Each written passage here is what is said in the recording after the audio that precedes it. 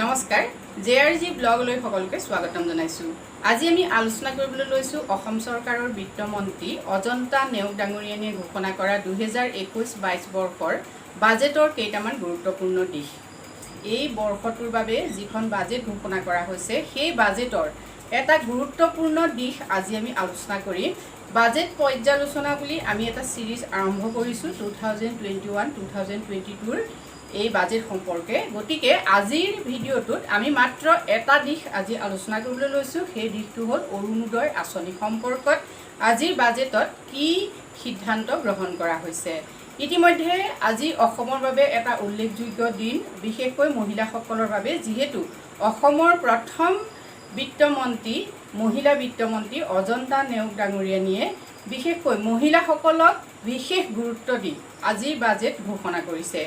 আজিৰ বাজেটৰ বিশেষ আৰু উল্লেখযোগ্য দিশটো হ'ল অৰুণোদয় আঁচনি সম্পৰ্কত তেখেতে বাজেটত সন্নিৱিষ্ট কৰা কেইটামান গুৰুত্বপূৰ্ণ কথা। সকলো অৰুণোদয় আঁচনিত যিসকল অন্তৰ্ভুক্ত হিতাধিকাৰী আছে সেই সকলো হিতাধিকাৰীৰ বাবে ভাল খবৰ আজিৰ বাজেটে কঢ়িয়াই আনিছে। আৰু আজিৰ বাজেট ভাষণতেই বিত্তমন্ত্ৰী মহোদয়াই এই কথা কৈছে যে অসমৰ গোটেই এই 50-60 বছৰত অসমত গ্ৰহণ কৰা এখন গুৰুত্বপূৰ্ণ আৰু বৃহৎ আঁচনি হ'ল অৰুণোদয় আঁচনি, যিখন আঁচনিয়ে মহিলাসকলক সবলীকৰণ কৰি মহিলাসকলৰ দ্বাৰা দেশৰ আৰু অসমৰ বিশেষকৈ অসমৰ দৰিদ্ৰ মহিলাসকলক স্বাৱলম্বী হোৱাত সহায় আগবঢ়াইছে। গতিকে অৰুণোদয় সম্পৰ্কে আমি বিশেষ আলোচনা নকৰোঁ, যিহেতু আগৰ এটা ভিডিঅ' আছে, আপোনালোকে মোৰ চেনেলত চাব পাৰে, য'ত অৰুণোদয় আঁচনিত কোন কোন হিতাধিকাৰী হ'ব পাৰে, কি কি সুবিধা পাব হিতাধিকাৰীসকলে আৰু কেনেধৰণৰ যোগ্যতা লাগে সেই সম্পৰ্কে মই আলোচনা কৰিছিলোঁ। এতিয়া আজিৰ ভিডিঅ'টোত আমি বিশেষভাৱে আলোচনা কৰিম আজিৰ বাজেটত অৰুণোদয় আঁচনিক লৈ কি নতুন নীতি নিৰ্দেশনা ঘোষণা কৰা হৈছে।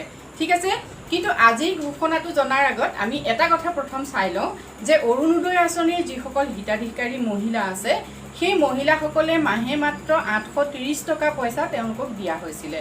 আৰু আজিৰ বাজেটত ঘোষণা কৰা সকলোতকৈ গুৰুত্বপূৰ্ণ আৰু মহিলাসকলৰ বাবে অতি আনন্দৰ খবৰ যে এই 830 টকা 1000 টকালৈ বৃদ্ধি কৰা হৈছে। এতিয়া আমি প্ৰথম চাওঁ এই 2020-21 বৰ্ষটোত যিহেতু অৰুণোদয় আঁচনি প্ৰথম প্ৰৱৰ্তন কৰা হৈছিলে, গতিকে এই সময়ছোৱাত চৰকাৰে কিমানগৰাকী মহিলাক এই আঁচনিৰ হিতাধিকাৰী কৰা হ'ল সেই কথাটো প্ৰথম জানি লওঁ। এতিয়া বৰ্তমানলৈকে হিতাধিকাৰীৰ সংখ্যা হ'ল কিমান? 20,21,500 গৰাকী হ'ল অৰুণোদয় আঁচনিৰ দ্বাৰা লাভান্বিত হোৱা মহিলা। এতিয়া এই 20,21,500 গৰাকী মহিলাক দিয়া হ'ল 166.78 কোটি টকা। গতিকে এইখিনি টকা ইতিমধ্যে চৰকাৰে অৰুণোদয় আঁচনিৰ নামত খৰচ কৰিছে। এতিয়া এই পৰিমাণটোৰ এটা বৃহৎ পাৰ্থক্য আমি দেখিছোঁ আজিৰ বাজেটত, সেইখিনি আমি চাই লওঁ। এতিয়া প্ৰথম হ'ল যে হিতাধিকাৰী কিমান আছে। হিতাধিকাৰী আমি দেখিলোঁ যে 20 লাখ, আৰু এতিয়া এই হিতাধিকাৰীৰ লক্ষ্য গ্ৰহণ কৰা হৈছে কিমানলৈ? 6.36 লাখলৈ কি কৰা হ'ব? এই হিতাধিকাৰীৰ সংখ্যা বৃদ্ধি কৰা হ'ব। গতিকে 6.36 লাখ আৰু ইয়াত হিতাধিকাৰী বৃদ্ধি কৰা হ'ব। গতিকে এইটো এটা ভাল খবৰ। তাৰমানে আৰু এনেকুৱা বহুত মহিলা ওলাব যিসকল কি হৈছে অৰুণোদয় আঁচনিৰ আওতালৈ আহিব। প্ৰথম কথা। এতিয়া এই সকল মহিলাৰ বাবে কি কৰা হৈছে? ধাৰ্য কৰা হৈছে 1,800 কোটি টকা। এতিয়া আমি দেখিলোঁ যে 166.78 কোটি টকা ইতিমধ্যে খৰচ কৰিছে, কিন্তু তাৰ তেনেকুৱা 10 গুণ বুলি ক'লেও বেয়া নহয়, তাতকৈ বহুত বেছি টকা কি কৰা হৈছে এই আঁচনিৰ আণ্ডাৰত ধাৰ্য কৰা হৈছে। সেইটো হ'ল 1,800 কোটি টকা।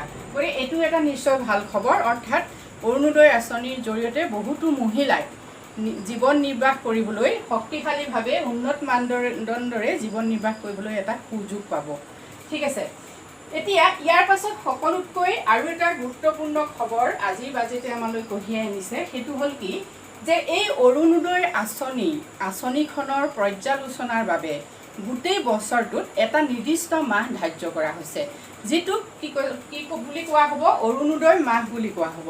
অৰ্থাৎ এই অৰুণোদয় মাহটোত কি কৰা হ'ব? যিসকল হিতাধিকাৰী এই আঁচনিৰ অন্তৰ্ভুক্ত হৈছে সেইসকল হিতাধিকাৰীৰ ওপৰত আৰু যিসকল এই আঁচনিৰ অন্তৰ্ভুক্ত প্ৰকৃততে হ'ব নালাগিছিল কিন্তু হৈছে, সেইসকলক কেনেকৈ বহিষ্কাৰ কৰিব সেই সম্পৰ্কেও এই অৰুণোদয় মাহটোতে কি কৰা হ'ব, পৰ্যালোচনা কৰা হ'ব। অৰ্থাৎ এই মাহটোত এই কথাখিনি পৰ্যালোচনা কৰা হ'ব যে উপযুক্ত ব্যক্তিগৰাকীয়ে বা উপযুক্ত মহিলাগৰাকীয়ে এই আঁচনিৰ সা সুবিধা পাইছে নে নাই। যদি পোৱা নাই, নোপোৱাসকলক অনা হ'ব অৰুণোদয় আঁচনিৰ আওতালৈ, আৰু যিসকলে পাব নালাগে তেওঁলোকক কি কৰা হ'ব, অৰুণোদয় আঁচনিৰ হিতাধিকাৰীৰ পৰা তেওঁলোকৰ নাম কৰ্তন কৰা হ'ব। গতিকে এই অৰুণোদয় মাহটো এটা পৰ্যালোচনা মাহ হিচাপে চিহ্নিত হৈছে, আৰু যিটো প্ৰকৃততে এই বাজেটত এটা উল্লেখযোগ্য সিদ্ধান্ত বুলি আমি ক'ব পাৰোঁ। যিহেতু চৰকাৰে আঁচনি প্ৰস্তুত কৰে আৰু কি কৰে, হিতাধিকাৰী নিৰ্বাচন কৰি সেই হিতাধিকাৰীসকলক সা সুবিধা দিয়ে।